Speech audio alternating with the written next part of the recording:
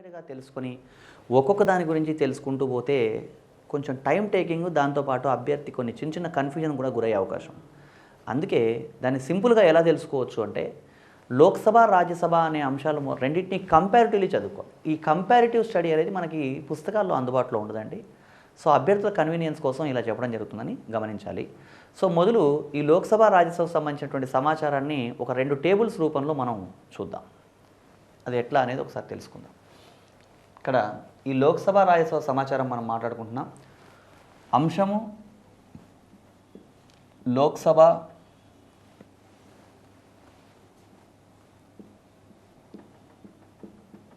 రాజ్యసభ. ఇవి ఒకసారి అంటే ఈ లోక్సభ, రాజ్యసభకు సంబంధించి సమాచారాన్ని కామన్గా తెలుసుకోవడం ఎలా అనేది చూస్తున్నామండి. దీంట్లో ఫస్ట్ సభ కాల పరిమితి. సభ కాల పరిమితి అంటే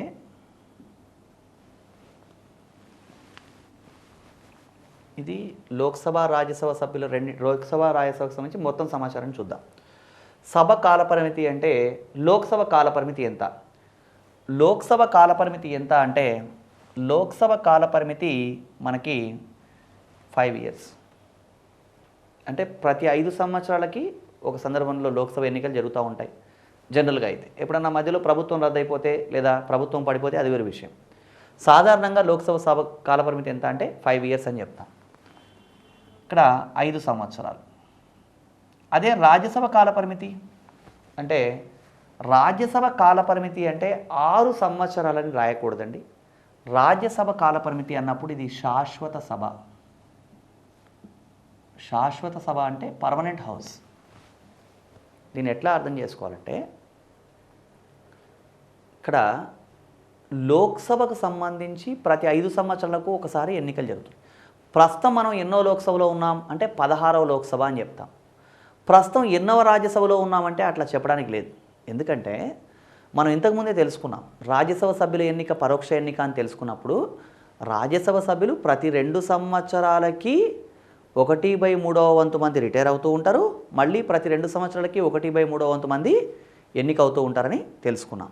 కాబట్టి ఇక్కడ రాజ్యసభ సభ్యులకు సంబంధించి రాజ్యసభ సభ్యులందరూ ఒకేసారి రిటైర్ అవ్వరు కాబట్టి అది ఎలాంటి సభ? శాశ్వత సభ. మొదలు మనం ఒక పట్టిక రాసుకున్నప్పుడు సభకి ఇతర పేర్లు అనేటప్పుడు కూడా రాజ్యసభలో శాశ్వత సభ అన్నాం. ఎందుకంటే రాజ్యసభలో సభ్యులందరూ ఒకేసారి ఎప్పుడూ రిటైర్ అవ్వరు కాబట్టి అది శాశ్వత సభ. లోక్సభ కాలపరిమితి ఏమో 5 సంవత్సరాలు, రాజ్యసభ కాలపరిమితి అంటే అది పర్మనెంట్ హౌస్, శాశ్వత సభ. నెక్స్ట్ అంశం సభ్యుల కాలపరిమితి. ఈ సభ్యుల కాలపరిమితి అనే విషయాన్ని మనం గమనిస్తే లోక్సభ సభ్యుల కాలపరిమితి ఏంటి అంటే ఇక్కడ లోక్సభ సభ్యుల కాలపరిమితి కూడా 5 సంవత్సరాలే. లోక్సభ కాలపరిమితి 5 సంవత్సరాలే, లోక్సభ సభ్యుల కాలపరిమితి కూడా 5 సంవత్సరాలే. మరి రాజ్యసభ సభ్యుల కాలపరిమితి ఎంత అంటే ఇక్కడ 6 సంవత్సరాలు. ఇది తేడా అండి. రాజ్యసభ కాలపరిమితి 5 సంవత్సరాలు, రాజ్యసభ అన్నప్పుడేమో శాశ్వత సభ, రాజ్యసభ సభ్యుల కాలపరిమితి అంటే 6 సంవత్సరాలు. ఈ డిఫరెన్స్ అభ్యర్థులు గమనించాలి. రాజ్యసభ శాశ్వత సభ, కానీ రాజ్యసభ సభ్యుల కాలపరిమితి 6 సంవత్సరాలు. అంటే దీన్ని మనం ఎలా అర్థం చేసుకోవాలి అంటే సభ శాశ్వత సభ, సభ్యులు మాత్రం 6 సంవత్సరాలు ఉంటారు. వీళ్ళు కూడా ప్రతి 2 సంవత్సరాలకు 1/3 వంతు మంది రిటైర్ అవుతూ ఉంటారని గమనించాలి. సభ కాల పరిమితి, సభ్యుల కాల పరిమితి, ఈ 2 అంశాలు గమనించిన తర్వాత నెక్స్ట్ మనం సభ్యుడిని ఏమని పిలుస్తారు అంటే సభ్యుడిని ఏమంటారు అంటే లోక్సభ సభ్యుడిని ఎంపీ అన్నామండి, లేదా MP Lok Sabha, member of parliament Lok Sabha అన్నాం. రాజ్యసభ సభ్యుడిని కూడా మనం ఎంపీ అన్నాం, ఎంపీ రాజ్యసభ అన్నాం. లోక్సభ సభ్యుడిని ఏమో ఎంపీ లోక్సభ, రాజ్యసభ సభ్యుడిని ఎంపీ రాజ్యసభ అని చెప్పడం జరిగింది. ఎన్నిక కావడానికి కనీస వయస్సు. ఎన్నిక కావడానికి కనీస వయస్సు. ఎన్నిక కావడానికి కనీస వయస్సు ఎంత అంటే లోక్సభకి ఎన్నిక కావడానికేమో 25 years అండి మినిమం ఏజ్. అదేవిధంగా రాజ్యసభకి ఎన్నిక కావడానికంటే 30 years. అంటే రాజ్యసభ సభ్యుడు ఎన్నిక అవడానికి 30 సంవత్సరాల వయస్సు ఉంటుందండి. ఇది మనకి లోక్సభ రాజ్యసభ సభ్యులకు సంబంధించి కామన్ సమాచారం. ఇక అదేవిధంగా సభ్యుల ఎన్నిక ఎలా ఉంటుంది? లోక్సభ సభ్యుల ఎన్నిక అంటే ప్రత్యక్ష ఎన్నిక ఉంటుంది. రాజ్యసభ సభ్యుల ఎన్నిక ఎలా ఉంటుంది అంటే పరోక్ష ఎన్నిక ఉంటుంది. లోక్సభ సభ్యుల ఎన్నిక ప్రత్యక్ష ఎన్నిక, రాజ్యసభ సభ్యుల ఎన్నిక పరోక్ష ఎన్నిక అంట. అదేవిధంగా ఈ లోక్సభ రాజ్యసభకు సంబంధించి సభాపతి లోక్సభలో సభాపతిని ఏమంటామంటే స్పీకర్ అంటాం. అదేవిధంగా రాజ్యసభలో సభాపతిని ఏమంటామంటే చైర్మన్ అంటాం. లోక్సభలో సభాపతిని స్పీకర్ అని, రాజ్యసభలో చైర్మన్ అని పిలుస్తారు. ఇంతకుముందు మాట్లాడుకున్నటువంటి టేబుల్ని మనం కంటిన్యూషన్గా మిగతా అంశాలు కూడా చూస్తున్నాం. దీనికి సభాపతిని మనం లోక్సభలో స్పీకర్ అని, రాజ్యసభలో చైర్మన్ అని తెలుసుకున్నాం. మరి తొలి సభాపతి, లోక్సభకి ఫస్ట్ స్పీకర్ ఎవరు అంటే లోక్సభలో తొలి సభాపతి ఎవరు అంటే జీవి మౌలాంకర్, గణేష్ వాసుదేవ మౌలాంకర్. రాజ్యసభకు సంబంధించి తొలి సభాపతి ఎవరు, రాజ్యసభ తొలి చైర్మన్ ఎవరు అంటే రాజ్యసభ చైర్మన్గా ఎవరు ఉంటారు అంటే ఉపరాష్ట్రపతి ఉంటాడు. కాబట్టి తొలి రాజ్యసభ చైర్మన్ ఎవరు అంటే సర్వేపల్లి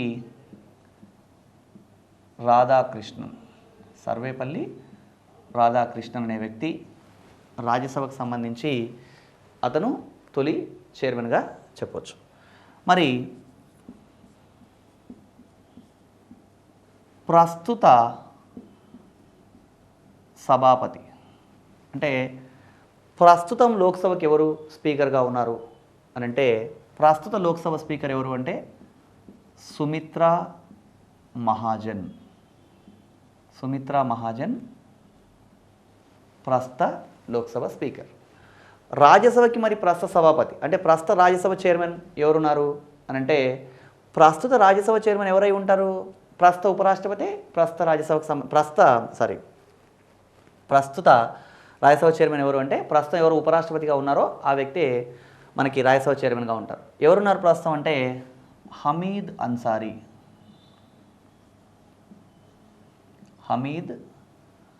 అన్సారీ అనే వ్యక్తి ప్రస్తుత సభాపతి. ఇక సభాపతి తెలుసుకున్న తర్వాత ఉపసభాపతి గురించి కూడా తెలుసుకోవాలి. ఉపసభాపతి ఎవరున్నారు అంటే ఉపసభాపతి ఎవరు? అసలు ఉపసభాపతిని ఎవరు అంటే లోక్సభలో ఉపసభాపతిని ఏమంటామంటే మనం డిప్యూటీ స్పీకర్ అంటామండి. లోక్సభలో ఉపసభాపతిని డిప్యూటీ స్పీకర్ అంటాము. అదేవిధంగా రాజ్యసభలో ఉపసభాపతిని ఏమంటాము అంటే డిప్యూటీ చైర్మన్ అంటాం. డిప్యూటీ చైర్మన్ అని చెప్తాం. డిప్యూటీ స్పీకర్, డిప్యూటీ చైర్మన్ అంటాం.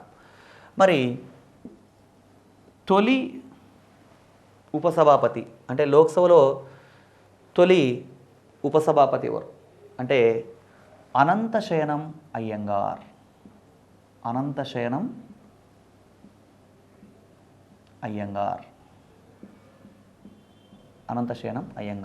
తొలి ఉపసభాపతి లోక్సభలో అనంతశయనం అయ్యంగార్. రాజ్యసభకి తొలి డిప్యూటీ చైర్మన్ ఎవరు అంటే ఎస్వి కృష్ణమూర్తి రావు అనే వ్యక్తి రాజ్యసభకి తొలి ఉపసభాపతిగా ఉన్నాడు. మరి ప్రస్తుత లోక్సభ డిప్యూటీ స్పీకర్ ఎవరు అంటే ప్రస్తుతం మనకి తంబిదొరై. అదే రాజ్యసభకు సంబంధించి ప్రస్తుత డిప్యూటీ చైర్మన్ ఎవరు అని అంటే పీజే కురియన్. ఇవన్నీ ఫ్యాక్ట్స్ అండి, అభ్యర్థులు గుర్తుంచుకోవాలి. దీనికి వేరే మార్గం ఏమి ఉండదు. ఇవన్నీ నెంబర్ ఆఫ్ టైమ్స్ రివిజన్ చేయడం వల్ల గుర్తుంచుకోవాలి. ఈ టాపిక్స్ అన్నీ కేవలం అభ్యర్థులు సులభంగా గుర్తుంచుకోవడం కోసం ఈ పద్ధతిని అనుసరించడం జరిగిందని గమనించాలి. ఇక్కడ లోక్సభ, రాజ్యసభలకు సంబంధించి కొంత సమాచారం తెలుసుకున్నామండి. ఈ అంశాలకు సంబంధించి ఈ లోక్సభ రాజ్యసభల నిర్మాణం మొత్తాన్ని కూడా మనం ఒక టేబుల్ ఫార్మాట్లో అర్థం చేసుకోవచ్చు. కొంచెం జాగ్రత్తగా పరిశీలించినట్టయితే అభ్యర్థి సమయం కూడా బాగా ఆదా అవుతుంది. దాంతోపాటు కంపారిటివ్ స్టడీ వల్ల రేషనాలిటీ కూడా ఇంప్రూవ్ అవుతుంది. అదేంటో మనం ఒకసారి చూద్దాం. ఇప్పుడు మనం మరొక పట్టికలోకి వెళ్ళబోతున్నాం. లోక్సభ రాజ్యసభల నిర్మాణానికి సంబంధించిన పట్టిక. ఆ నిర్మాణానికి సంబంధించిన పట్టిక చూద్దాం.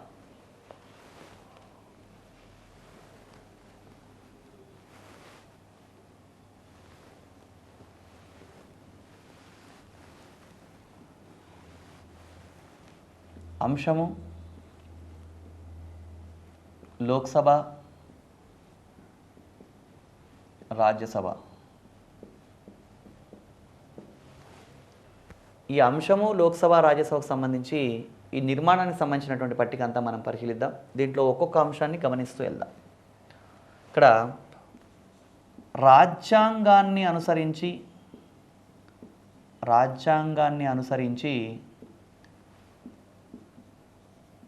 గరిష్ట సభ్యుల సంఖ్య అంటే భారత రాజ్యాంగాన్ని అనుసరించి లోక్సభలో మ్యాక్సిమం ఎంతమంది సభ్యులు ఉండవచ్చు అంటే 552 మెంబర్స్ ఉండొచ్చు. అదేవిధంగా రాజ్యసభలో ఎంతమంది సభ్యులు ఉండొచ్చు రాజ్యాంగాన్ని అనుసరించి మ్యాక్సిమం అంటే 250 మెంబర్స్ ఉండవచ్చు. మరి ప్రస్తుత సభ్యులు అనేదాన్ని అభ్యర్థులు ఎలా అర్థం చేసుకోవాలంటే ఏదో ఒక సందర్భంలో ఒక సభ్యుడు మరణించినప్పుడు ఖాళీ ఏర్పడ్డప్పుడు దాన్ని లెక్కలోకి తీసుకోకూడదు. జనరల్గా ప్రస్తుతం ఉన్న సభ్యుల సంఖ్య అన్నప్పుడు ప్రతి 16 లోక్సభకి ఎంతమంది ఉన్నారు అట్లా అర్థం చేసుకోవాలండి. ప్రస్తుత సభ్యులు అన్నప్పుడు 545, అదేవిధంగా ఇక్కడ 245 మెంబర్స్ ఉన్నారని అర్థం చేసుకోవాలి. ఈ 545, 245 మెంబర్స్ ఎవరు వీళ్ళు అంటే లోక్సభ రాజ్యసభ సభ్యులండి. వీళ్ళు ప్రస్తుతం ఉన్నటువంటి మొత్తం సభ్యులు. దీంట్లో ఎన్నుకోబడ్డ వాళ్ళు ఉన్నారు ప్రజల చేత, అదేవిధంగా నామినేట్ చేయబడ్డ వాళ్ళు ఉన్నారు. సో ఎన్నుకోబడ్డవారు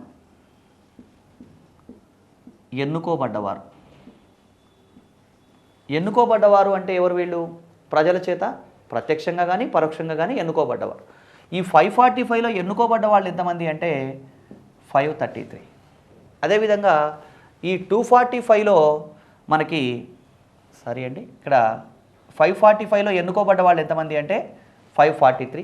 అదేవిధంగా రాజ్యసభలో 245లో ఎన్నుకోబడ్డ వాళ్ళు ఎంతమంది అంటే 233. వీళ్ళు ఎన్నుకోబడ్డ వాళ్ళు పోతే మిగతా వాళ్ళు ఎవరు ఉంటారు అంటే నామినేట్ చేయబడ్డవాళ్ళు. ఎవరి చేత నామినేట్ చేయబడతారు వీళ్ళు అంటే రాష్ట్రపతి చేత నామినేట్ చేయబడ్డవారు. నామినేట్ చేయబడ్డవారు అన్నవాళ్ళు ఎవరి చేత రాష్ట్రపతి చేత.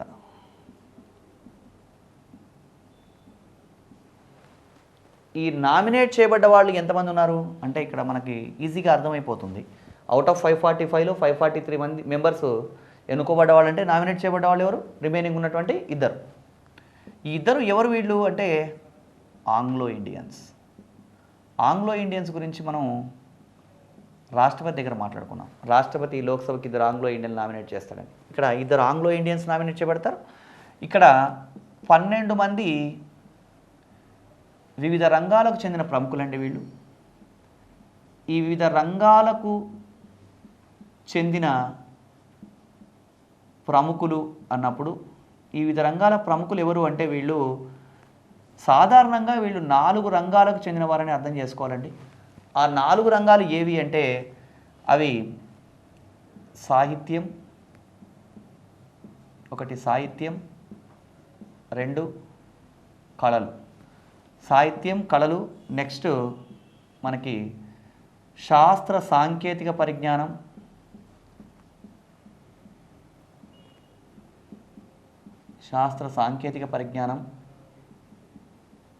నెక్స్ట్ సామాజిక సేవా రంగం.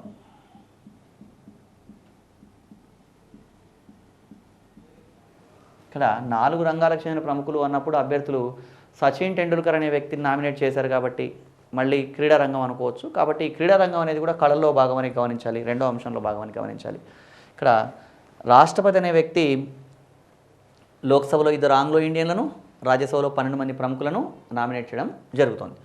ఈ నామినేషన్ తర్వాత ఎన్నుకోబడ్డవారు ఆల్రెడీ ఎన్నుకోబడ్డవారు తెలుసుకున్నాం కాబట్టి ఈ నామినేషన్ తర్వాత నెక్స్ట్ మనం తెలుసుకోవాల్సింది ఏంటి అంటే రాష్ట్రాల నుంచి ఎన్నుకోబడ్డ వాళ్ళు ఎంతమంది, కేంద్రపాలిత ప్రాంతాల నుంచి ఎన్నుకోబడ్డ వాళ్ళు ఎంతమంది. ఎందుకంటే భారతదేశంలో రాష్ట్రాలు ఉన్నాయి, కేంద్రపాలిత ప్రాంతాలు ఉన్నాయి కాబట్టి రాష్ట్రాల నుంచి ఎన్నుకోబడ్డవారు అంటే రాష్ట్రాల నుంచి ప్రతినిధులు అని అర్థం. ఈ రాష్ట్రాల నుంచి ప్రతినిధులు ఎంతమంది ఉన్నారు అంటే ఇక్కడ గమనించండి, అవుట్ ఆఫ్ 543లో దేశంలో ఉన్నటువంటి రాష్ట్రాలు కేంద్రపాలిత ప్రాంతాలు రెండింటి నుంచి ప్రతినిధులు ఉన్నారు. ఈ 543లో మనకి రాష్ట్రాల నుంచి ప్రతినిధులు ఎంతమంది అంటే 530 మంది వేరు రాష్ట్రాల నుంచి ఎన్నికవుతున్నారు. ఇక్కడ 233లో వివిధ రాష్ట్రాల నుంచి ఎన్నుకోబడుతున్న వాళ్ళు ఎంతమంది అంటే 229 మెంబర్స్ వివిధ రాష్ట్రాల నుంచి ఎన్నుకోబడుతున్నారు. అదేవిధంగా యూనియన్ టెరిటరీస్ కేంద్రపాలిత ప్రాంతాల నుంచి